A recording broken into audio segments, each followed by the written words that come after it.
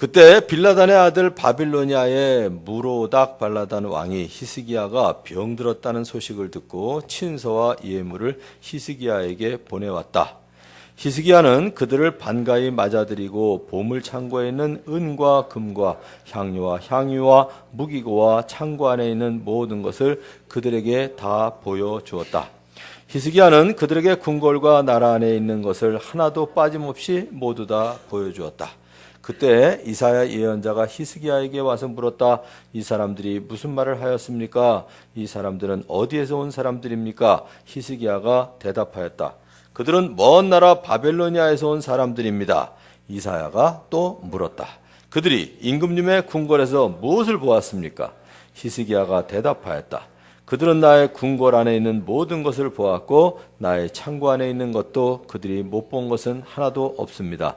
이사야가 히스기야에게 말하였다. 주님의 말씀을 들으십시오.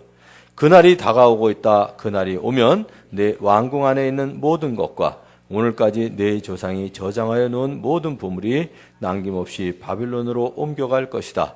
주님께서 또 말씀하십니다. 너에게서 태어날 아들 가운데서 더러는 포로로 끌려가서 바빌론 왕궁의 환관이 될 것이다. 히스기야가 이사야에게 말하였다. 예언자께서 전하해 준 주님의 말씀은 지당한 말씀입니다. 히스기야는 자기가 살아있는 동안만이라도 평화와 안정이 계속된다면 그것만으로도 다행이라고 생각하였다. 아멘. 오늘 제 목소리가 껄찍해서 죄송합니다. 사실 토요일 날은 제가 거의 운동을 안 하는데 주일날 목소리가 안 나오기 때문에 어저께 청년부에 말씀 전하러 갔는데 도저히 견딜 수가 없어서 오후에 청년들하고 족구를 했거든요. 제일 마지막에 다 끝나고 제가 나오면서 한마디 들었는데 저한테 조금 충격적이진 않지만 아직도 여전하구나 이런 생각이 드는 게 있었는데 딱 나오는데 그러더라고요. 목사님 승부욕이 대단하십니다. 그러더라고요. 그거라면 제가 목소리가 이렇게 됐으니까 어쨌든 그렇죠. 게임은 이기는 데 목적이 있죠. 일단 이겨야죠. 그래서 제가 우리 유한겔리온한테도 지고 오면 제가 가만히 안 있어요. 기왕에 할 거면 꼭 이기고 오라고. 질 걸 못 들어요. 그거. 이기려고 하는 거지. 그래서 이제 두 판을 이기긴 했습니다만 어쨌든 목소리가 이래서 죄송하고요. 그리고 한편으로 감사했어요. 감사한 건 뭐냐면 그래도 제가 63년 4개월을 살았는데 그래도 아직은 청년들한테 굽히지 않고 뛸 수 있는 거에 대해서 감사했고요. 나머지 제 3분의 1 인생이 될 것 같은데 의미 있는 삶에 드려질 수 있는 건강이 있어서 참 감사하다 그랬습니다. 자, 여러분들이 열왕기하 20장 10절, 12절부터 29절까지 같이 이제 묵상을 할 텐데요. 우리가 믿음으로 산다고 하지만, 그죠? 믿음으로 살죠. 믿음으로 살지만 항상 믿음으로 사시나요? 아무래도 장로님들이 가장 믿음이 좋으시겠죠. 그러니까 우리 홍현호 장로님에게 여쭤봐요. 늘 믿음으로 사세요?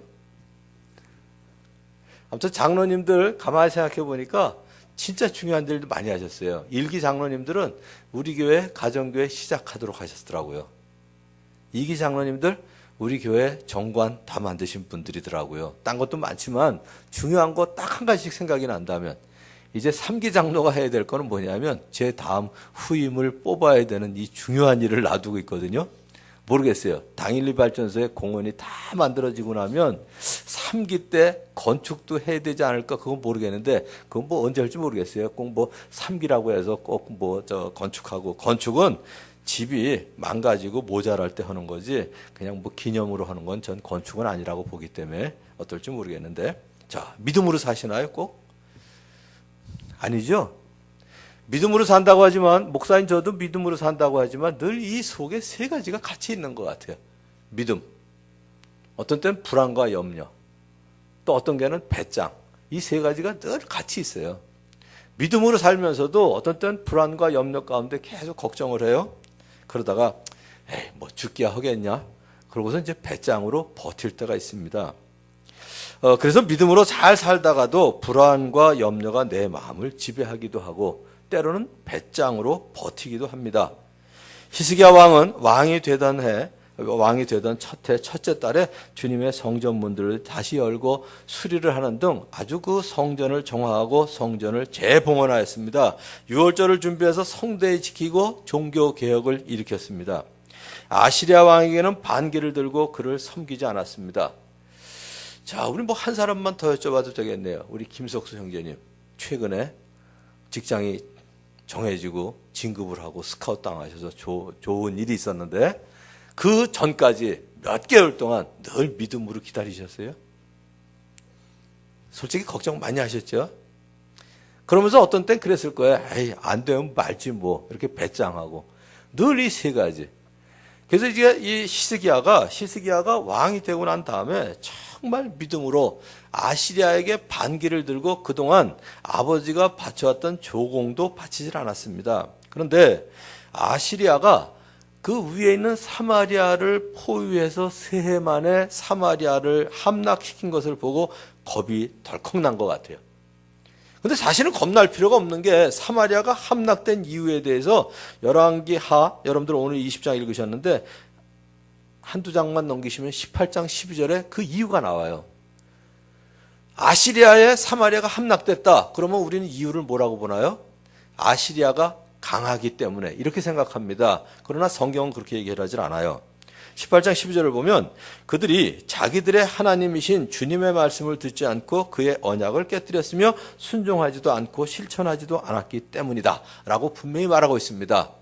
아시리아가 강해서 사마리아를 함락한 게 아니라 사마리아 사람들이 북쪽 이스라엘 왕국 사람들이 그 백성들이 하나님이신 주님의 말씀도 듣지 않고 언약도 깨뜨리고 하나님의 말씀을 실천하지도 않는 삶을 살았어요. 그것 때문에 망했다고 얘기됐어요. 즉 아시리아가 강해서가 아니라는 것입니다. 그렇지만 믿음으로 살던 히스기야의 마음에 불안과 염려가 엄습하기 시작했어요. 사마리아가 세 해 만에 함락되는 걸 보고. 그래서 히스기야는 아시리아 왕에게 전령을 보내서 이제까지는 아시리아한테 반기를 들고 섬기지도 않았는데 아시리아 왕에게 전령을 보내서 히스기야가 이렇게 얘기합니다. 참 비굴해요. 우리가 잘못했습니다. 철수만 해주시면 요구하시는 것은 무엇이나 드리겠습니다. 이렇게 전했습니다. 그리고 주님의 성전과 왕궁에 있는 은과 금과 그리고 기둥에다가 자기가 입혔던 그 금으로 입혔던 그것까지 다 벗겨서 아시리아 왕에게 주었어요. 주님께 연합하여 주님께서 그와 같이 계심으로 늘 성공했던 히스기야 왕에게도 아시리아를 두려워하는 위기가 있었습니다. 그러나 아시리아 왕이 보낸 랍사게라는 대장이 있었어요. 이 랍사게로부터 온갖 모욕적이고 치욕적인 말을 듣던 히스기야가 그제서야 정신을 차렸어요. 이 랍사게가 와가지고 자기네들 아시리아 말로 얘기하는 게 아니라 유다 말로 막 얘기를 하는 거예요. 그러니까 어떻게 돼요? 유다 백성들이 그 소리를 다 듣는 거예요. 그러니까 제발 우리가 아시리아 말을 다 아니까 유다 말로 하지 말고 아시리아 말로 해 주십시오. 그랬더니 야 미쳤냐? 너만 내가 들으라고 하는 얘기인 줄 아냐? 유다 백성이 다 들어야 돼. 그러고선 막 그냥 쏴대는 거예요. 랍사게가. 온갖 모욕적이고 치욕적인 말을 듣던 이제 히스기야가 그제서야 정신을 차립니다. 사람은 항상 바닥을 쳐야 제정신이 치는 것 같아. 제정신을 차리는 것 같아. 막다른 골목에 가서야 그제서야 비로소 하나님을 찾기 시작합니다. 울분을 참지 못해서 자기의 옷을 찢고 베옷을 두르고 주님의 성전으로 들어갔어요. 그래서 히스기야는 하나님께 드리는 기도와 이사야 예언자가 전해주는 주님의 말씀을 통해서 이겨내기 시작합니다. 그때 주님께서 뭐라고 말씀하시냐? 내가 한 영을 보내겠다.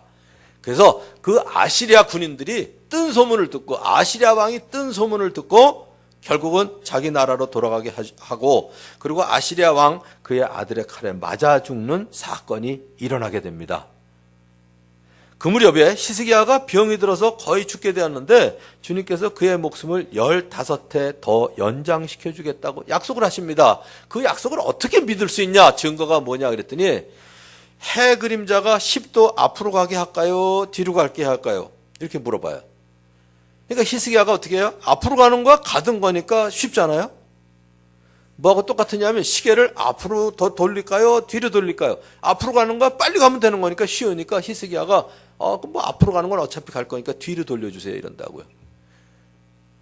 이거는 과학자들도 2번 그런 일이 있었어요. 여호수아가 전쟁할 때 해가 중천에 머문 적이 있습니다. 그리고 또 한 번이 언제냐면 이거예요. 그런데 지구 과학 역사상 이 사건이 역사에도 기록이 되어 있거든요. 아무튼 저도 모르겠어요. 이게 지구와 아무튼 뭐 우주의 질서가 다 깨질 텐데 과학적으로 생각하면 뭐 하나님이 하신 거니까 그거 다 어련히 알아서 하셨겠어요. 그러니까 10도가 뒤로 간다고 생각을 하면 360도 중에 10분의 1이라 할지라도 10도라 할지라도 36분의 1이면 자, 우리 또 이선일 형제 계산 빠르니까 몇 분? 몇 분? 10도가 뒤로 가면 하루 중에 몇 분이 거꾸로 간 거예요. 지금이 10시, 9시 45분인데 갑자기 몇 시가 된 거예요? 문과가 아니라 물과라 그러는 것 같은데 36분의 1이면 얼마냐면 하루 24시간이니까 40분입니다. 40분.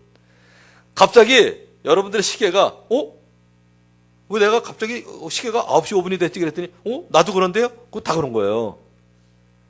이런 일이 일어났어요. 이런 일이 일어나고 하나님께서 히스기야가 병이 들어서 거의 죽게 되었는데 그 목숨을 15회를 연장시켜 주세요. 15년을 더 살게 해주시는 거예요. 죽을 병이 걸렸는데. 그러니까 히스기야가 병에서 고침을 받고 살아날 것에 대한 증거로 해그림자가 10도 뒤로 물러나게 되는 일까지 있었는데 그런데 그 이후에 안타까운 일이 일어납니다. 그러므로 우리가 한 가지 오늘 알아야 될 것, 서 있다고 생각하는 자는 넘어질까 조심하라. 제가 왜 이게 제 마음에 꽂혔냐면요. 얼마 전에 우리 교육자들 가족을 데리고 MT를 갔습니다. 강원도로. 생선구이집에 갔는데 생선구이집에 대개 성경구절을 뭐 있지 않나요?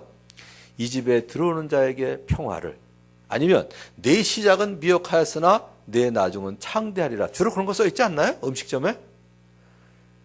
근데 제가 본 중에 아무튼 처음 본 구절이에요. 고린도전서 10장 12절에 써 있더라고요. 선줄로 생각하는 자는 넘어질까 조심하라.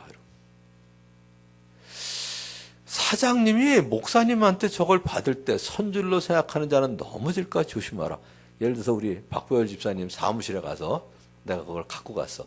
선줄로 생각하는 자는 넘어질까 조심하라. 기분이 어떠세요? 맞긴 맞는데, 맞는 말씀인데, 기왕이면 좀 축복 좀 해주지, 꼭 뭐 이런 말씀을 주셔야 되나. 뭐 아마 이런 생각이 들 거예요, 한편으로. 근데 너무 신기해서 주인한테 물어봤어요. 이거 누가 주셨냐? 그리고 이 성경구절. 그래서 이제 그 앞에 또 그랬죠. 이 좋은 성경구절을 누가 주셨냐? 고린도전서 10장 12절이네요. 그러면서. 그랬더니 생선구이집이 그 집이 조그만 집에 시작했는데 너무 잘 돼가지고 옆에까지 아주 번창을 했거든요. 근데 담임 목사님이 오셔서 선줄로 생각하는 넘어질까 조심하라고 초심을 잃지 말라고 그걸 주셨대요. 난 그분이 참 지혜로운 목사님인 것 같다고 내가 칭찬을 했어요. 그때 사장님이 그러더라고요. 잘 되고 있으니까 선줄로 넘어질까 조심하라고 주셔서 그러니까 저희가 초심을 잃지 않으려고 노력하고 있습니다. 그러더라고요. 그런데 히스기야를 보니까 딱 그거예요. 그래서 우리가 뭐냐면 서 있다고 생각할 때 넘어지지 않도록 늘 조심해야 돼요. 오늘 우리가 조심해야 될 게 3가지가 있습니다. 여러분 평생에 마음에 두고 사셔도 좋아요. 첫 번째 조심할 것, 과시하려는 욕심을 조심해야 돼요. 저도 가끔 우리 교회 사이즈에 대해서 물어볼 때 과시하려는 욕심이 있어요. 은근히. 그때마다 제가 조심하는데 저희 주일날 나오는 숫자, 요새 이제 최정기 장로님이 계속 이제 카톡에 올리셔서 대강 보면 청년들 다 합해서 한 370 내지 380명 나와요. 370명 내지 380명이 주일 예배에 나옵니다. 장년이. 이러면 솔직한 거예요. 근데 내 마음속에 어떤 마음이 있냐면 어떤 때는 우리 애들이 전부 한 270명 되거든요. 애들 합해서 우리 교인이 한 650명 돼요. 가끔 제가 그러고 싶을 때가 있어요. 그건 무슨 얘기인 줄 아세요? 어른이 380명인데 애들이 270명인 교회 거의 없어요. 요새 60세 이상이 거의 60%예요. 오래된 교회들은. 일반 교회를 가도 여러분들 여기 지금 세 번 알겠지만 내가 얼추 봐도 남자들이 더 많아요. 지금 우리 교회가. 근데 일반적인 교회는 최소 남자가 100명이면 여자가 160명이에요. 그러니까 내 마음속에 사실이에요. 애들 앞에서 한 650명 돼요. 이 얘기는 뭐냐면 그러면 사람들이 생각하기에 애들 한 100명 잡고 그럼 한 550명 나온다는 얘기네.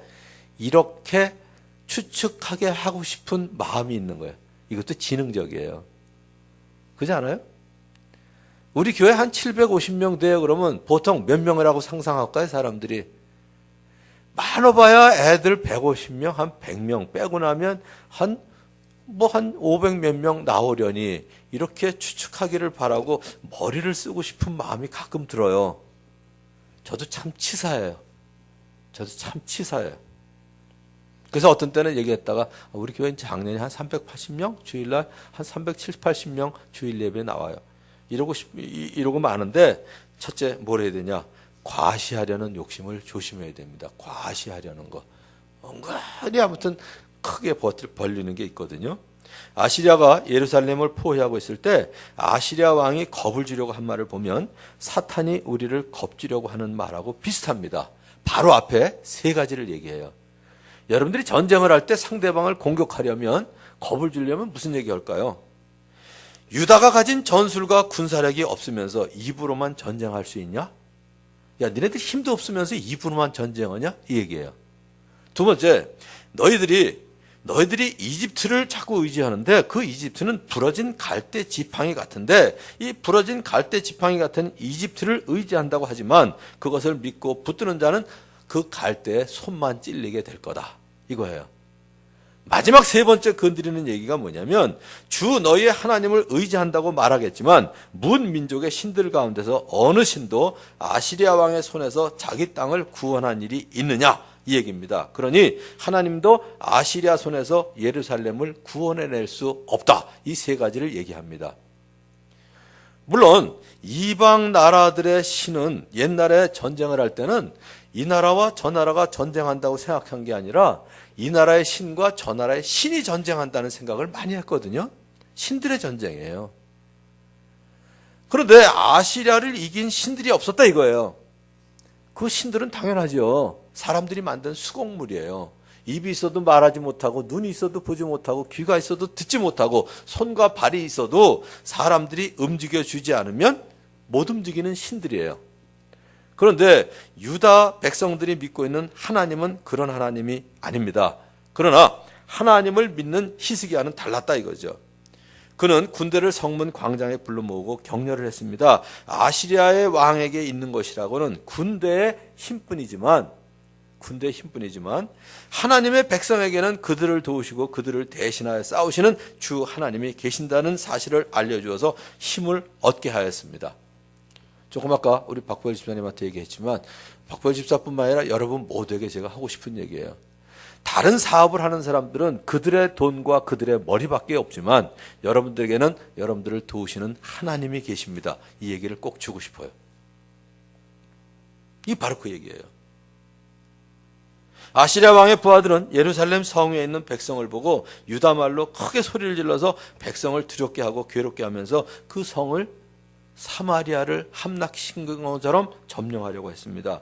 그들은 예루살렘에 하나님을 두고 말하기를 마치 사람의 손으로 만든 세상 다른 나라 백성의 신들을 두고 하듯이 거침없이 말을 했어요. 뭐 그래도 되죠. 다른 신들이야 사람들이 만든 수공물이니까. 그런데 아시리아의 계속된 위협 속에 히스기야는 이사야의 예언자의 도움을 받아서 함께 간절히 기도했고 주님께서는 아시리아 왕이 망신만 당하고 되돌아가게 만드셨습니다. 그 무렵에 히스기야가 병이 들어 거의 죽게 되었다가 주님께서 목숨을 15년 연장시켜 주시는 기적이 일어났습니다. 그때 멀리 바벨로니아 왕이 친서와 예물을 히스기야에게 보내오니까 히스기야에게 뭐가 생겼을까요? 과시욕이 생긴 거예요. 내가 그래도 병이 났어. 진짜 죽을 병이었는데. 할렐루야. 하나님께 감사를 돌린다. 찬양을 돌린다. 이래야 되는데요. 우리 인간들 마음속에 멀리 바벨로니아에서 그것도 하나님을 믿지 않는 사람들이 살아나셨다면요. 이러고 오니까 어떻게 해요? 내가 15년 더 살아. 이거에 대한 과시욕이 생긴 거예요. 그리고 궁궐과 창고 안에 있는 것을 모두 보여주었습니다. 거기다가 내 재산이 얼마인 줄 알아? 그러고요. 그로 말미암아 모든 보물이 바빌론으로 옮겨갈 것을 이사야가 히스기야에게 예고해 주었습니다. 우리에게 크게 세 가지 욕심이 있다는 사실을 성경은 알려줘요. 창세기 3장에서도 보여주시고 마태복음 4장에서도 보여주시고 요한일서 2장 15절 16절에서도 보여주시는데 요한일서 2장 15절 16절에 요약이 너무 잘 되어 있으니까 알려드릴게요. 이 세상이나 세상에 있는 것들을 사랑치 말라. 누구든지 세상을 사랑하면 아버지의 사랑이 그 속에 있지 아니하니 이는 세상에 있는 것이 모든 것이 첫째 육신의 정욕. 더 먹고 싶고 더 자고 싶고 게으르고 싶고 쾌락을 즐기고 싶은 육신의 욕심이 있죠. 두 번째 눈의 욕심이 있어요. 눈의 욕심. 이건 소유욕이에요. 세 번째는 이생의 자랑, 과시하고 싶은 욕심, 명예욕, 권력욕 이런 것들이 거기에 이제 포함되죠. 자랑하고 싶은 욕심. 그 중에 하나가 세상 살림에 대한 자랑이라고 얘기하고 있는데 그게 바로 뭐냐면 명예욕, 권력욕, 자랑하고 싶은 욕심입니다. 이 아시리아 왕이 요새화된 유다의 모든 성읍을 공격하여 점령하였을 때 아시리아 왕이 망신만 당하고 되돌아가게 하신 것도 주님의 역사였어요. 히스기야의 목숨을 15년 연장시켜 준 것도 하나님의 역사였어요. 자기가 뭐 약을 잘 써서 자기 의지가 강해서 살아난 게 아니거든요. 창고에 가득 찬 보물도 다 주님의 은혜였습니다. 그러나 히스기야는 마치 자신이 잘난 것처럼 과시하는 잘못을 저질렀어요. 우리가 늘 주의해야 될 거 여러분들에게 네 가지 아주 쉽게 말씀드린 거 있죠. 또 물어봐야지. 얼마나 기억들을 잘하고 계신지. 네 가지. 정매자매님. 더 쉽게 얘기할게요. 귀농하는 사람이 주의해야 될 것 네 가지 얘기했죠? 이래도 생각이 안 나? 그렇죠. 아가 잘 있나? 금방 누가 그랬어요? 누가 그랬나? 아가 잘 있나? 우리 집에서 그래도 가까이 사니까 좀 낫네. 아가 잘 있나 그랬죠? 아가 잘 있나? 귀농하는 사람한테 제가 어디 갔다 오다가 비행기 안에서 중앙일보를 봤는데 누가 귀농한 사람이 주의해야 될 걸 썼더라고요. 거기서 힌트를 얻었어요, 제가. 귀농하는 사람들 시골에 가서 농사 짓지만 절대로 시골에 있는 농부들한테 안 물어본다는 거예요. 그냥 책 뒤지면서 한다는 거예요. 책 가지고 안 돼요. 거기에 바람과 물과 토지와 이걸 다 알아야 되는데 그걸 누가 제일 잘 알아요? 옆집 농부가 제일 잘 알아요. 안 물어본다는 거야. 얼마 전에 이규진 형제, 지금은 상해에 나가 있지만 그 아버님이 하시는 그 사과밭을 간 적이 있어요. 사과 엄청 크게 하세요.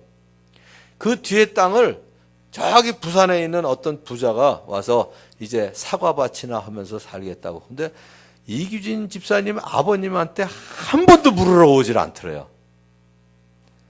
열심히 뭐 농협 가서 배우고 뭐 무슨 센터에 가서 배우고 책 뒤지고 그러더니 몇 년 만에 다 뽑아버리더래요. 사과를. 여기는 안 된다고. 안 되긴 앞집에서 다 되고 있는데 그게 왜 안 돼요? 그것도 사과밭 사가지고. 첫 번째 아는 척하지 말라 이거예요. 두 번째 뭐예요? 농사 짓는 사람들이 와가지고 없어 보이잖아요. 일단 농사 지고 흙 묻히고 장화 신고 돌아다니면 나 그래도 분당에 68평짜리 아파트 있는 거야. 여기 와서 그냥 좋은 공기 속에 살려고 온 거지. 내가 없어서 여기 온 거 아니야. 두 번째, 가진 척하지 말라 이거야. 내가 지금은 여기 와서 농사나 짓지만 나 원래 공직생활 지금 35년째 하고 왔거든. 잘난 척하지 말라 이거야. 거기다 내가 고등학교 동기들이 누군 줄 알아? 그리고 있는 척하지 말라 이거야. 그런데 아가 잘 있나? 나는 그냥 이렇게 의문사로 붙인 거예요. 또 이따 점심 먹을 때 나는 뭐냐고 자꾸 묻지 마세요. 아가 잘 있나. 여러분들이 인터넷에 갔더니 뭐 나 중심적이고 뭐 그러고 거기다 또 말 붙였더라고. 그걸 본 사람이. 그거 붙일 필요 없어요. 아는 척하지 말 것. 잘난 척하지 말 것. 가진 척하지 말 것. 있는 척하지 말 것. 그래서 아가 잘 있나. 이게 우리 공동체뿐만 아니라 하나님을 믿는 백성들이 반드시 주의해야 될 네 가지예요. 이 네 가지.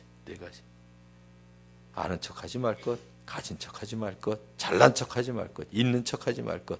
아가 잘 있나를 기억하면서 자랑하려면 여러분들이 하나님을 알고 있고 하나님만 자랑하시는 여러분 되시기를 주님의 이름으로 축원합니다.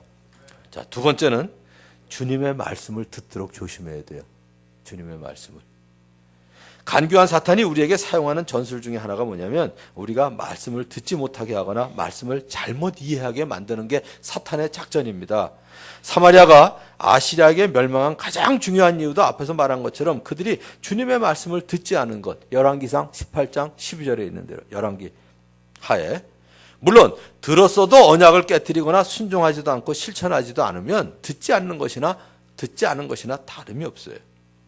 하나님의 동산에 있던 여자를 유혹했던 사탄의 전술도 그것이었습니다. 동산에 있는 열매 다 먹어라 그랬어요, 하나님이. 근데 한 가지만 먹지 마라 이랬거든요. 다 먹으라 그랬어요. 마음대로 누리라고 그랬어요.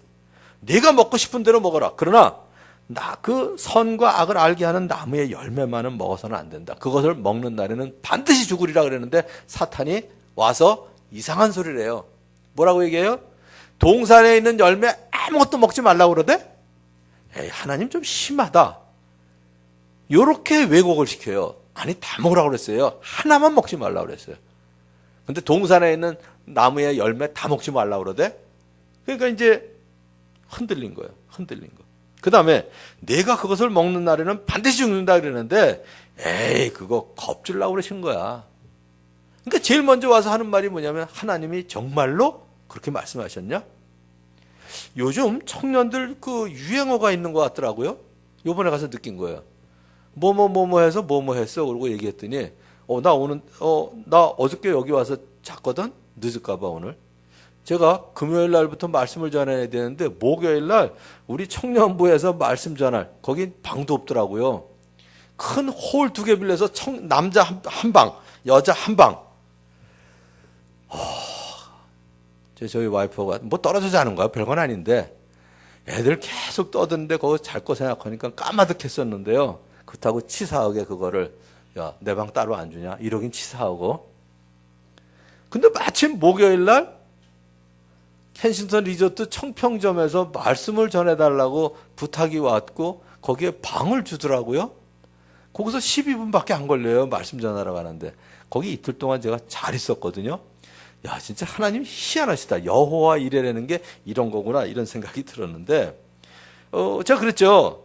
여기서 한 12분 걸리는 데서 나 지금 숙소가 있거든. 그랬더니 첫 번째 단어가 뭔지 아세요? 진짜요? 요새 그게 유행어인가 봐요. 말만 하면 꼭 진짜요? 그러더라. 야, 그럼 목사가 거짓말 하겠냐? 나 지금 갈 거야. 그때. 진짜요? 그럼 가지 그거 내가 뭐 너한테 거짓말 할 게 뭐 있냐? 그게 아무튼 유행어인가 봐. 아주 나 듣기 싫은 거 중에 진짜요? 물론 이제 그냥 이렇게 뭐 할 말 없으니까 진짜요? 진짜요? 뭐 이러는데 이 진짜요가 이럴 땐 진짜 문제가 생겨요. 하나님이 정말로 그러시더냐? 반드시 죽으리라 그랬는데 절대로 죽지 않는다. 나중에는 아직 정면 도전을 합니다. 그래서 하나님의 말씀을 듣지 못하게 하든지 하나님의 말씀을 거절하게 하든지 하나님의 말씀을 반대하게 하든지 부정하게 말씀을 정면으로 부정하게 만들어요. 근데 이게 언제 생기냐? 사람이 권력욕이나 명예욕이 앞서면 기준이 흐려지게 돼요. 여러분들 애들 기르면서도 그러잖아요. 너무 게임하고 싶으면 어떻게 해야 돼요? 기준이 흐려져요. 숙제해야 된다? 기준이 없어져요. 엄마가 얘기한 거 기준이 다 흐려져요.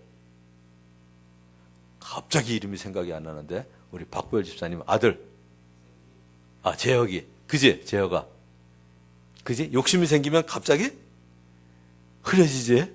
눈이 흐려져. 아빠를 똑바로 못 쳐다보고 눈이 멍해져요. 이 권력욕하고 명예욕이 있으면 분별력이 떨어진다는 얘기죠. 그래서 욕심이 잉태하면 죄를 낳고 죄가 자라면 죽음을 낳는다고 그랬어요. 쾌락을 즐기고 싶은 마음이 생겨도 기준이 흐려지고요. 그래서 술과 마약이 그래요. 술과 마약이 그렇습니다. 하나님의 작품에 술을 붓거나 내가 이게 하나님의 작품인데 여기다 술을 붓거나 담배 연기를 채우는 것 옳지 않습니다. 예수님의 몸값으로 우리의 죄값을 치러주셨는데 여기다 어떻게 술을 갖다 부어요. 그건 저는 아닌 거야. 아닌 것 같은 게 아니라 그건 아니에요. 하나님의 작품에다가 소유에 대한 욕심 역시 우리의 눈과 마음을 흐리게 만듭니다. 매일 저녁 TV에서 볼 수 있는 부정과 비리, 뇌물에 대한 범죄 뉴스들이 다 뭐예요? 이게 다 뭐냐면 눈이 흐려져서 그래요. 욕심이 생기면. 그러므로 우리는 늘 주님의 말씀을 들을 기회를 가져야 됩니다. 아직 확인되지는 않았지만 이번에 청년부 수련회 가서 저녁에 뭐 여유 있는 시간이 있으니까 뉴스 좀 봤는데 슬픈 얘기 있더라고요. 아직 확인된 건 아니에요. 뭐죠? 벌레 죽이는 거. 살충제 먹고 돌아가신 노인 2분 계시죠? 못 보셨나요?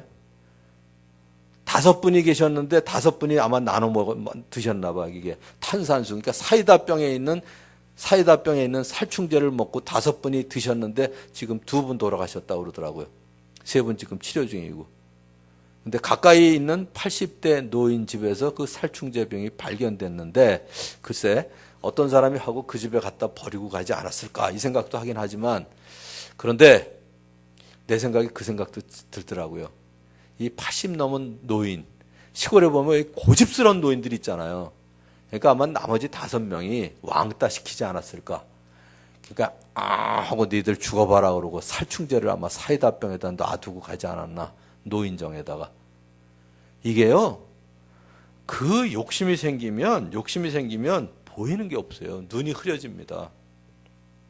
그래서 주님의 말씀을 늘 들을 기회를 가져야 되는데 주님의 말씀이 우리를 교훈해 주시고 어디서 벗어나는지 책망해 주시고 바르게 해 주시고 그리고 의로 교육을 해 주시기 때문에 그렇습니다. 자, 아시리아에 모든 성읍을 점령당하고 수모를 당하고 있을 때 히스기야 왕이 우울분을 참지 못하고 자기의 옷을 찢고 베옷을 두르고 주님의 성전으로 들어갔습니다. 그리고 국내 대신과 서기관과 원로 제사장들을 이사야 예언자에게 보냈어요. 이사야는 그들에게 주님의 말씀을 전해주었습니다. 이렇게요.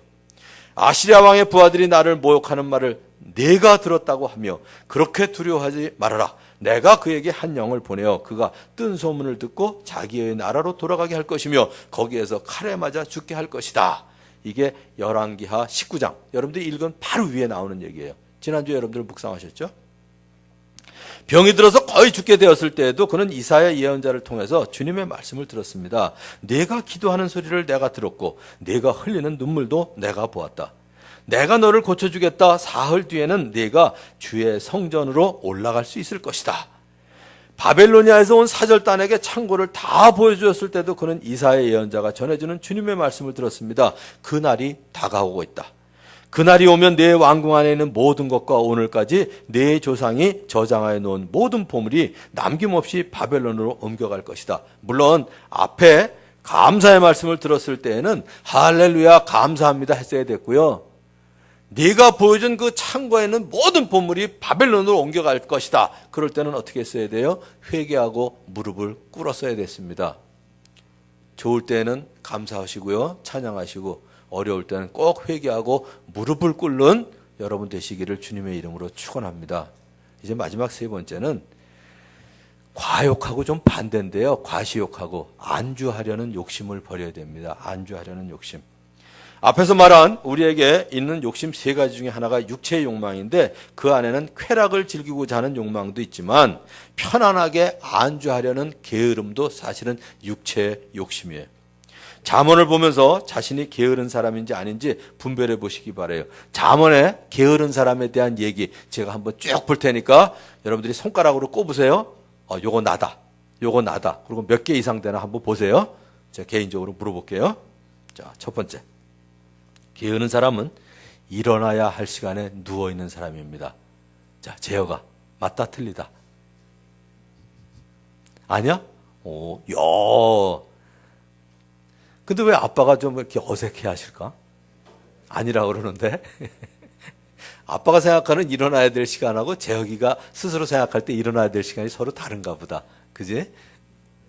목사님이 별걸 다 알지? 나도 아들을 2 키워봤거든? 자, 첫 번째부터 합니다. 게으른 사람은 일어나야 할 시간에 누워있는 사람이다. 2번째, 손이 게으르면 가난하게 된다. 그 다음, 게으른 사람은 사냥한 것도 불에 구우려 하지 않는다. 결국 게으른 사람은 아무리 바라는 것이 있어도 얻지 못한다. 게으른 사람의 길은 가시덤불로 덮여 있는 것 같다. 책상 위가 어질러져 있고 방이 어질러지면 그게 가시덤불이에요. 게으른 사람은 깊은 잠에 빠져 굶주리게 된다. 배가 고파도 자는 인간들이 가끔 있더라고요. 심한 경우에는 밥그릇에 손을 대고서도 입에 떠넣기를 귀찮아한다. 이런 일 가끔 있어요. 책상에 먹을 걸 놔둬도요. 귀찮아가지고 안 먹는 애도 있어요. 이따가 먹겠다고. 제철에 밭을 갈지 않으니 추수 때에 거두려고 하여도 거둘 것이 없다. 미리 예습을 해야 되는데 복습을 해야 되는데 제철에 예습 복습을 안 해서 시험 볼 때 거둘 성적이 없는 경우가 가끔 있어요. 돈 버는 것도 마찬가지. 우리 재혁이가 너무 좋아하는데 꼭 옆에 있는 친구 얘기하는 것 같아서 좋아하는 것 같아. 내 얘기는 아닌데. 어떠한 일도 제 손으로 하기를 싫어하여 스스로를 죽이려까지 한다. 게으른 사람은 핑계대기를 좋아한다. 문짝이 돌적이에 붙어서 돌아가듯이. 난 이 말이 너무 재밌어요. 문짝이 어떻게 돼요? 힌지 있죠, 힌지. 돌적이에 있으면서 문이 어떻게 열리냐면 딱 기준이 있어가지고 이게 왔다 갔다 하잖아요. 이 게으른 사람이 방바닥에서 뒹구는 게 그거하고 똑같대. 딱 여기에 이게 있어가지고 여기서 그냥 계속 엎드렸다 돌았다 하는 게 꼭 이게 저 문기둥 돌적이에 붙어서 돌아가는 것처럼 침대에만 붙어서 뒹굽니다. 그래서 히브리서 6장 12절에 얘기합니다. 여러분은 게으른 사람이 되지 말고 믿음과 인내로 약속을 상속받는 사람들을 본받는 사람이 되어야 합니다. 이렇게 권면합니다. 여러분들에게 묻지는 않겠어요. 게으른 사람인가 아닌가 스스로 아실 거고요. 그런데 여기 히스기야의 말년에 대한 기록을 보면 오히려 그의 목숨이 15년 연장되지 않았더라면 이 생각이 자꾸 들어요. 저는 15년만 연장 안 됐으면 진짜 멋있는 사람이었는데 그런 아쉬움이 남아요. 여기 뭐라 그랬냐면 히스기야는 대단히 부유하게 되었고 온 천하의 영화를 한 몸에 누리게 되었습니다. 그래서 그는 하나님의 성전을 관리하는 일이나 율법을 지키는 일이나 하나님을 섬기는 일이나 하는 일마다 최선을 다하였으므로 하는 일마다 잘 되었다. 이런 칭찬까지 듣고 끝났으면 얼마나 좋았겠어요. 근데 히스기야 왕 생애의 마지막이 매우 아쉽게 끝을 맺습니다. 오늘 여러분들이 읽으신 20장 19절이에요. 후반부. 히스기야는 자기가 살아있는 동안만이라도 무슨 얘기냐면 19절 처음부터 볼게요. 히스기야가 이사야에게 말하였다. 예언자께서 전하여준 주님의 말씀. 이 주님의 말씀이 뭐냐면 당신이 보여준 창고의 모든 보물이 바벨론으로 다 옮겨갈 거다 이거야. 지당한 말씀입니다. 이 얘기예요. 지당한 말씀입니다. 그러면 안 되죠. 회개하고 옷을 찢고 무릎을 꿇어야죠. 잘못했다고. 그래야 되는데 뭐라고 얘기하냐면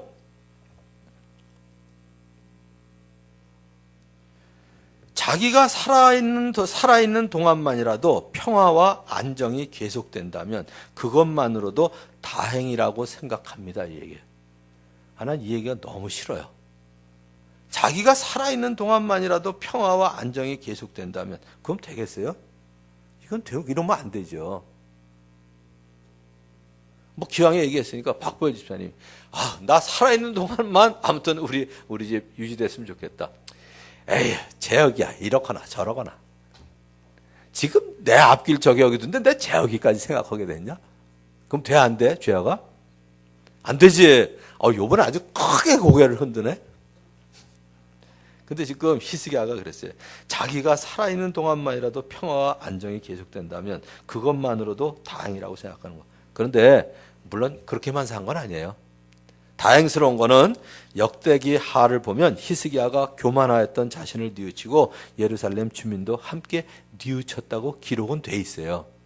그래서 그 다음에 창고를 지어서 곡식과 농산물을 더 저장하고 짐승의 우리를 만들어서 온갖 짐승을 길렀고요. 샘물줄기를 땅속에 굴을 파서 물을 끌어들인 거. 그래서 히스기야가 한 거 중에 제일 잘한 거 하나 있다면 치수 사업이에요. 물을 다스리는 거를. 아무튼 사람들 마음속에 자기 자신을 더 크게 보이려는 과시욕도 문제이지만 현실에 안주하고 싶은 욕심도 문제입니다. 우리 교회가 강조하고 있는 게 있습니다. 편안보다는 평안한 삶을 사는 거예요. 저도 문득문득 들어오는 욕심이 안주욕이에요. 여러분 뭐 다 아시니까 얘기하자면 나도 이제 2년 반밖에 안 남았다. 딱 이 생각을 하니까요. 2년 반 버티지 뭐. 그걸 왜 내가 해? 내 후임자가 하지? 가끔 요 생각이 들어올 때가 있어요. 저는 안 그럴 줄 알았거든요. 그건 아닌 것 같아요. 그래서 그러면 이를 악물고 아무튼 2년 반 동안에 내가 더 해놔 이제. 그리고 지금 아직 벼르고 있어요. 제 마음속에 있는 거, 제 머릿속에 있는 거.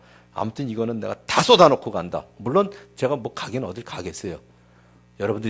여러분들에게 누를 끼치지만 않으면 뭐 계속 앉아서 목자할 건데 어쨌든 안주하려는 마음이 문득문득 들더라고요.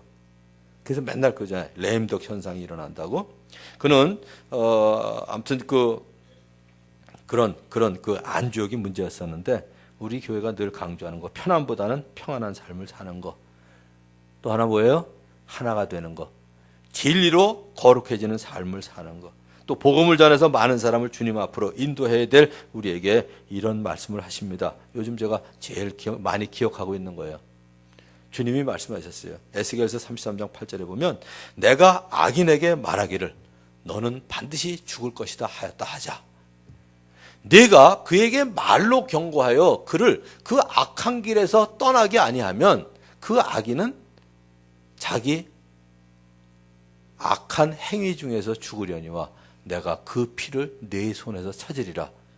만일에 안 믿는 사람이 영원한 형벌 가운데 간다면 그 사람은 예수님을 믿지 않은 죄 때문에 영원한 형벌에 갈 거예요.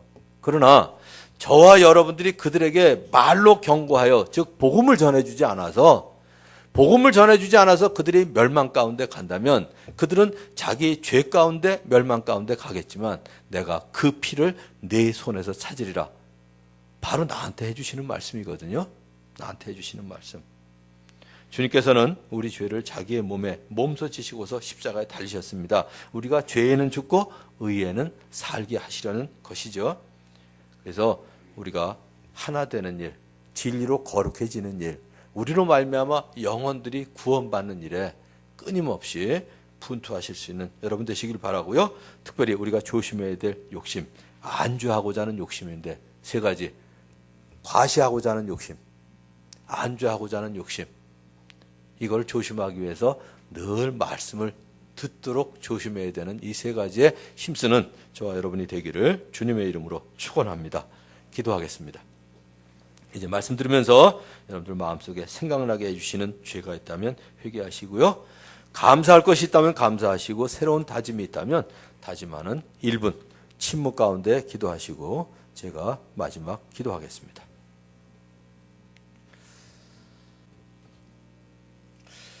하나님 아버지 감사합니다. 여기까지 인도해 주신 하나님 감사합니다.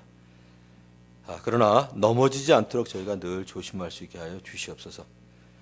은근히 과시하려는 욕심 조심할 수 있게 해주시고 안주하려는 욕심 조심할 수 있게 해주시고 늘 주님의 말씀 듣도록 조심하는 저희의 삶이 되도록 주여 인도하여 주시옵소서. 아버지 하나님 특별히 이제 고3 학생들 수시 원서 접수하고 이제 또 시험 볼 때까지 마지막 질주를 해야 될 터인데 하나님 아버지 끝까지 안주하지 아니하고 주님 신뢰하는 가운데 최선 다할 수 있도록 주께서 우리 학생들을 붙들어 주시옵소서. 예수님의 이름으로 기도합니다. 아멘.